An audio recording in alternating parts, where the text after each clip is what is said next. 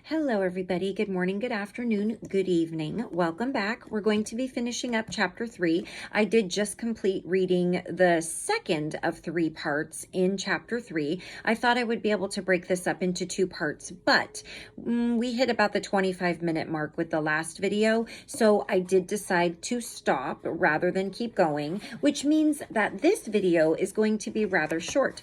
So we're going to be talking about the Assumption, or Mary's experience when she left this earth as Mary.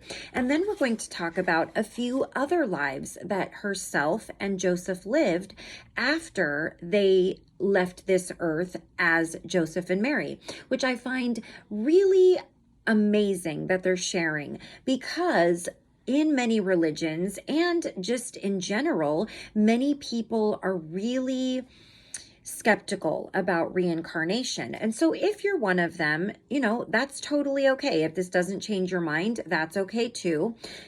It really just depends on how you view things and what your deep-seated beliefs are. And you may believe in reincarnation. I personally do. I think that we live many lives and they all carry a purpose and a lesson and a mission. And some of these things are malleable and some things are just kind of things that we have to experience for one reason or another. In other words, many years ago, I had a very beautiful experience with Archangel Michael. And I did ask him, I don't remember my exact question, but I think it was something like, what are we here on earth for? What is this purpose of life? And what I got back was, or I asked him, it was a question like, why don't we remember? What's the veil for? And the answer that I received back was, firstly, the veil, which means not remembering our past lives, is more for our protection than anything else. Because if we remembered the things that we did, the people we loved, the people we lost in other lives, it could greatly affect the life that we are currently living. And that's not a good thing. Some people may carry it deeply and spend their whole life trying to make up for things they know they did. Now, you may feel deep down inside, you have a feeling that you did something or had something great or lost something great. And maybe there's something that resonates with you in the life that you're in now, with the way that you may feel in certain areas of life. And the other thing is that he said, it's kind of like you come here as a volunteer with a mission, but you also have amnesia. And so your job, technically, with each life is to determine what that mission is for the life that you are currently living in. And it doesn't have to be a great mission where you touch thousands of millions of lives, or you're this well-known famous person. That's not exactly what he meant by mission. Just your personal goals, your personal lessons, your personal karma, your ancestral karma, all of those things is what he was referring to. That's the feeling that I got. And that's the easiest way that I could understand it. And I feel like he knew that. He did know that. And maybe that's an easy way for you to understand it. If you're ever questioning why you can't figure out what you're here for, what your purpose is, that's exactly what your job is. But it's not to look without. It is to look within, always within. So with that being said, we just completed reading some stories about Joseph and Mary together as a family with their children and their parents and siblings. Then we read about Mary's life as a child, then Joseph's. And now we're going to read the Assumption, which is when Mary left this earth. Okay, Assumption. I lived to the age of 60. Then I had a very easy death. It was simply a releasing of the body. There was no pain or any kind of unpleasant experience. By the time I knew it, I had passed from my earthly life and returned to the spiritual. I was with Jesus, Joseph, and our families who had been with us on earth during that lifetime. And that's the Assumption. That's what she's telling us. Now we're going to go into the longer section, which is other lives. Now Joseph had already been studying in the different temples of knowledge, light, and wisdom. These were mostly studies to freshen his mind on these subjects. There is no time or space here, and so we do not have the time conception as you do on earth. I'm so sorry if you can hear what sounds like almost a toy gun or something in the background. I have my sliding glass door open, and my neighbors have a koi pond, and recently some raccoons came and ate all of their koi fish. And my neighbor's husband just passed away. They're very good friends of ours. He passed away of cancer in the beginning of August. These fish belong to him, so they're very important to the family. And they lost all but 2 of them. So they're trying to protect the ones that they have. And they also put new koi fish in this pond. So they put up a Halloween animatronic that is like a sensor, but it's windy here, so it keeps going off over the pond. So if you hear little toy sounds, that's what that's from. And then I also have my son who's playing in the living room with his friend. So 2 different things going on. Anyways, okay. My next lifetime was as a nun in the Middle Ages. I helped establish the order of the Sisters of Charity to care for the ill.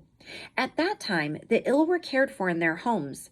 But as many were dying of plagues, some people had no one left to care for them. These souls I brought into a large rectory for care. There were several nuns who took turns in preparing the meals and broth for the sick, in washing them and giving them water. The linens need to be washed. There was much work to do, simply in providing water and meals. I dedicated my life to this purpose. I did not live a long life. I also contracted a disease and soon was once again back in our true home. But the work gave a purpose to the church. There were many areas in which nursing services became available because of the church. In another life as a nun, I returned and became one of the followers of St. Francis of Assisi, or Assisi. He was a lovely man who had a tremendous amount of compassion. His serenity was contagious. His love for all life was an inspiration to many, and remains so even unto this day. In one lifetime, Joseph and I returned as nuns together, and were close friends in this service. But Joseph did not like life as a female, and has since returned as a man. And if you weren't sure about reincarnation, from what I understand and what I do believe is that you do come back as different genders. You also come back playing different parts in one another's life. So, for example, my husband could have been a very good friend and a female in a previous life. My daughter could have been my sister or my mother. My son could have been my uncle or my brother or even my husband.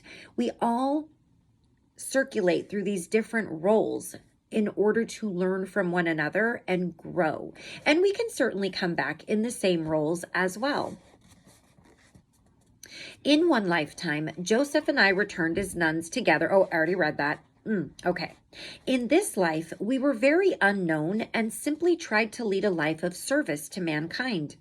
We always had in our hearts the teachings we learned from Jesus. It was these teachings which we lived and gave to others.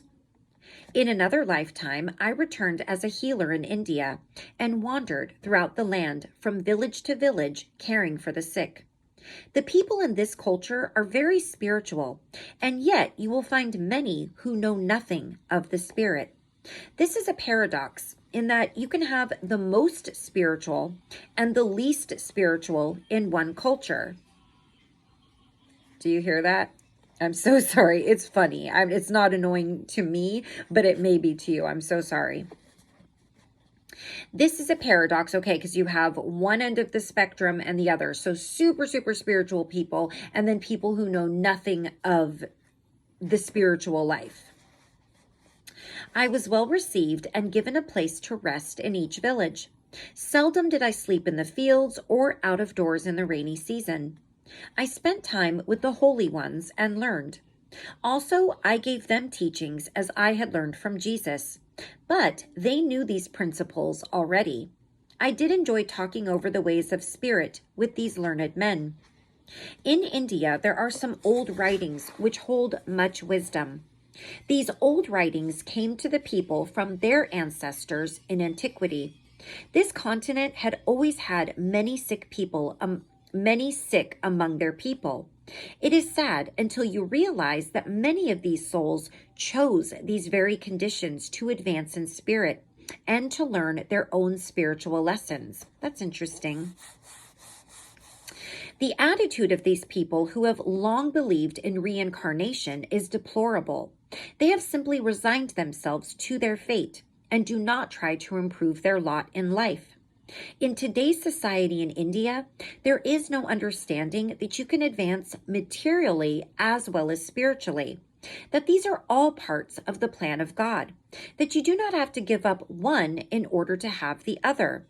This attitude of either or is not in keeping with the universal plan. In one lifetime, Joseph was a monk in Spain who came to this new world to bring salvation to the pagans. It was a mistake of the church to think that these people were not worshiping the same God, but their inability to speak the Indians' language and the oddity of their culture made the church believe these people did not know about God. Now, in spirit, we know the truth, that all people are truly seeking the one God of the universe, the Creator. We just call it different things. If you guys see my shorts that I post from that little calendar, that eternal or eternity calendar, they're just little snippets from the film and the book, The Secret.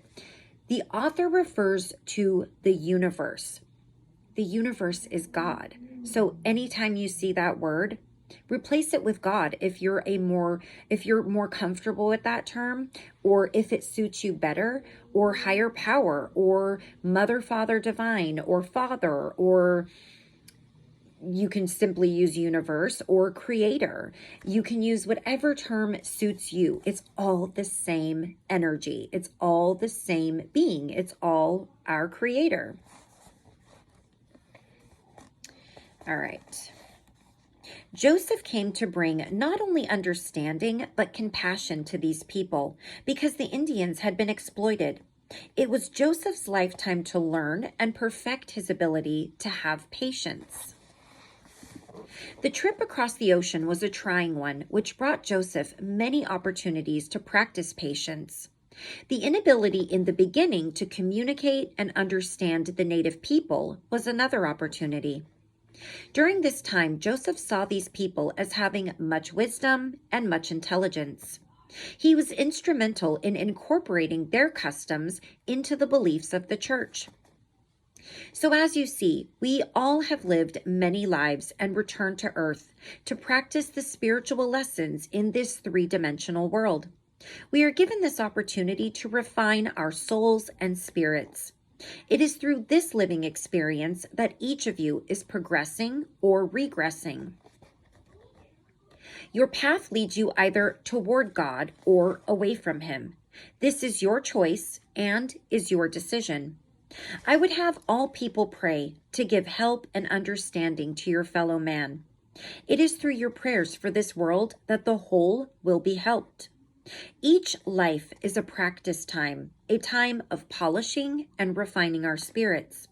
Learn all you can and live each day in God's presence by prayer and meditations.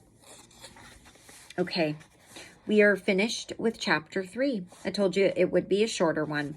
And chapter 4, the title is The Subject is Love.